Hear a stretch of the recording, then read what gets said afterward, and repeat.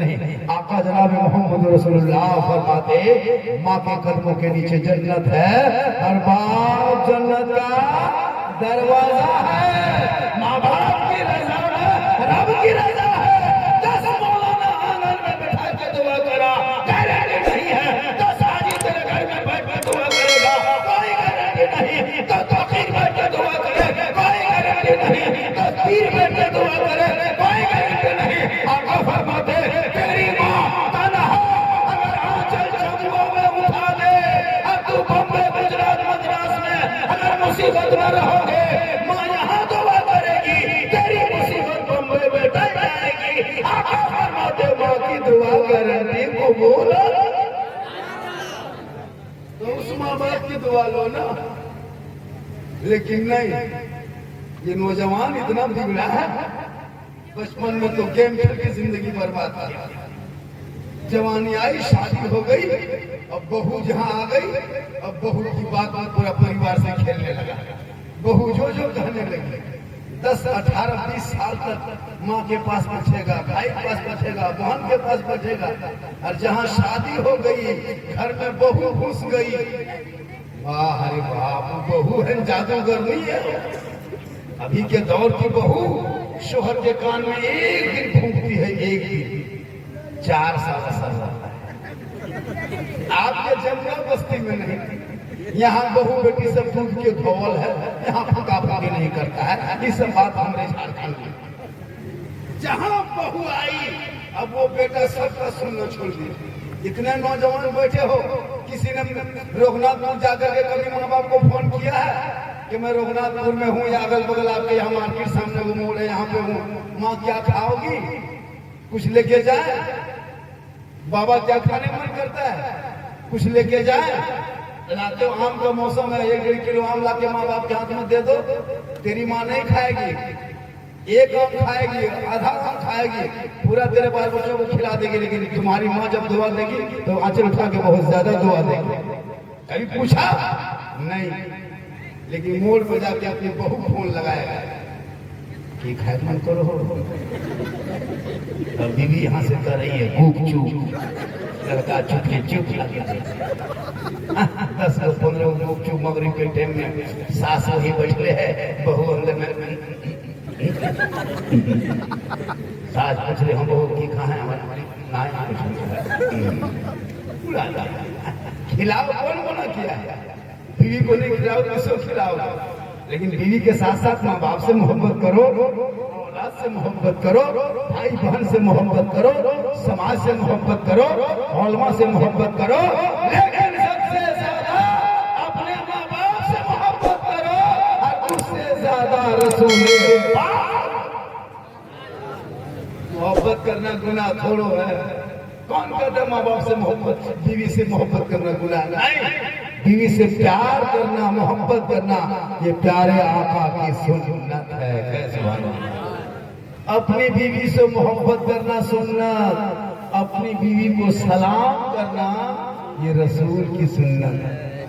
कभी अपनी बीवी सलाम किए हैं? हाँ देखिए, एक आदमी है, करो सलाम, मोहब्बत होगी कसम खुदा। कभी मोहब्बत करके दे बीवी को, प्रेम से एक बार रघुनाथपुर से बाजार से आना, कल रोटी तेरी बहू बना रही है, रात मागरिब में तेरी बीवी रोटी पका रही है, तुम घर घुसना, बहू को देखना और आवाज देना, जाने मन रोटी कैंसिल, पराठा। कभी मोहब्बत करके तो देख कैसे, एक बार का तो दिल से। मुसलमानों, बीवी को मारने वाली चीज नहीं है, लेकिन याद रखना माँ के कदमों में जन्नत है, इसका भी ख्याल रखना। माँ बाप की रजा में रब की रजा है। एक आदमी नबी की बारगाह में गया, कहा या रसूल अल्लाह मैं हज करना चाहता हूँ, मेरे पास रुपया टका कौड़ी कुछ नहीं है।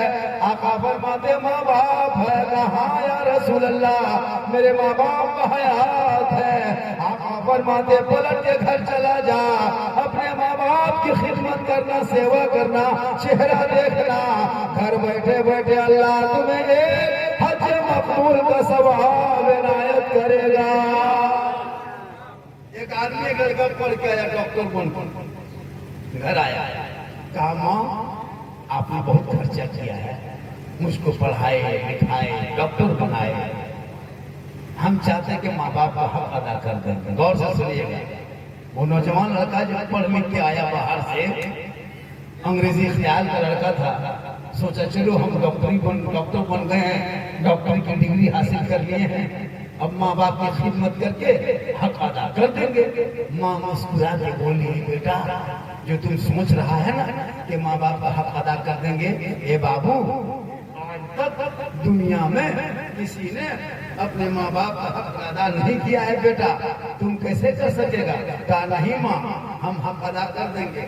माँ ने कहा नहीं बेटा, ऐसा नहीं होता है, आज तक किसी बेटे ने माँ बाप का हक अदा नहीं किया है, तुम कैसे कर पाएगा? कहा नहीं माँ, हम करेंगे हक अदा। बेटा नहीं माना। माँ कही बेटा हक अदा करोगे, आज रात में ऐसा करना बाबू, आज तुम मेरे पास सो जाना। बेटा ने कहा हाँ माँ, आज हम तेरे पास सो जाएंगे। बस खाना खाया इशा के बाद, वो बूढ़ी माँ बसोई थी, बेटा डॉक्टर साहब गए अपने माँ के बगल में सो गए। माँ ने कही बेटा आज सोए हो क्या, किस नियत से? कहा माँ इस नियत से सोए हैं कि ताकि माँ का हक अदा करेंगे। माँ ने कहा ठीक है बाबू सो जा। थोड़ी देर के बाद माँ उठ के बैठती है, 1 घंटे बाद। कहा बेटा बाबू नींद आ रही क्या? कहा माँ थोड़ी थोड़ी नींद आ रही है। कहा बेटा मुझको प्यास लगी है बाबू, 1 गिलास पानी पिला दो।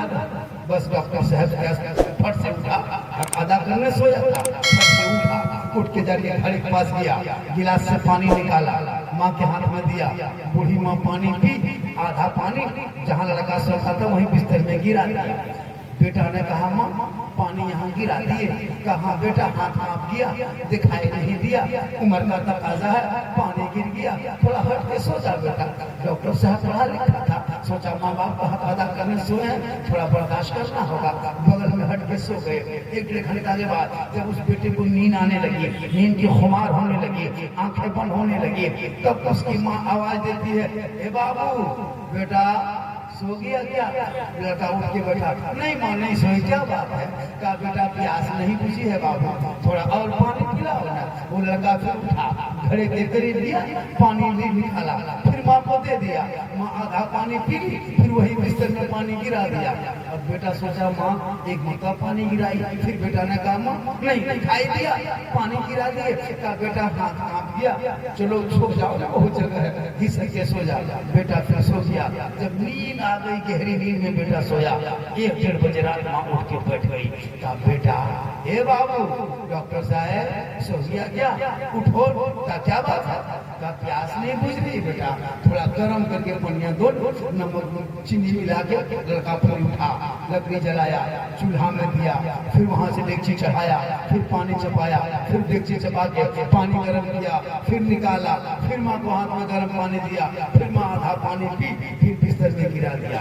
अब लड़का पारा गर्म, हाँ बार जो पानी गिरा रहे हैं और पानी पिएंगे, हमको नहीं दिखाई देता, हम सोएंगे ना। इतना सुनना था। माँ मुस्कुराई, कहा बेटा हो गया, 3 ही बार उठा, 3 ही बार उठे, थोड़ा बिस्तर भिगा, तेरा पारा चढ़ गया, माथा खराब हो गया। ए बेटा सुन, 3 साल तक तुम बिस्तर में पेशाब करता था, तेरे पेशाब की जगह पे हम रात भर सोती थी, तुमको सीने पे सुला के सुबह गया था, कभी उफ न किया था। सुन ले बेटा, खयाल में कोई औलाद माँ बाप का हक अदा करना चाहेगा, वो एक रात का हक अदा नहीं। जवानों इतना आसान नहीं है, इसलिए इन औलादों को पढ़ा दो।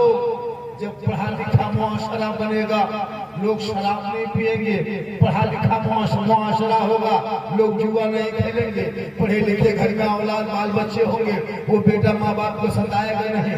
पढ़े लिखे मुआशरे में बुराई नहीं होती है, इसलिए खुदा के वास्ते इन बच्चों के हाथ से मोबाइल छीन लो, किताब पोथी दे दो, स्कूल भेजो, आएगा वहाँ से पढ़ेगा, वो लड़का समझेगा माँ का मकाम क्या है, वो जानेगा इस्लाम क्या है, वो जानेगा ईमान क्या है, वो जानेगा कुरान का मकाम क्या है, वो जानेगा आका का नबी की शान क्या है, वो जानेगा वली की पहचान क्या है। जब पढ़ लिख लेगा वही बेटा जब माँ बाप से घर से निकल कर चलेगा, रास्ते में मुसीबत भी आएगी तो टल जाएगी, और वो औलाद हमेशा माँ बाप के वफादार बन के रहेगा।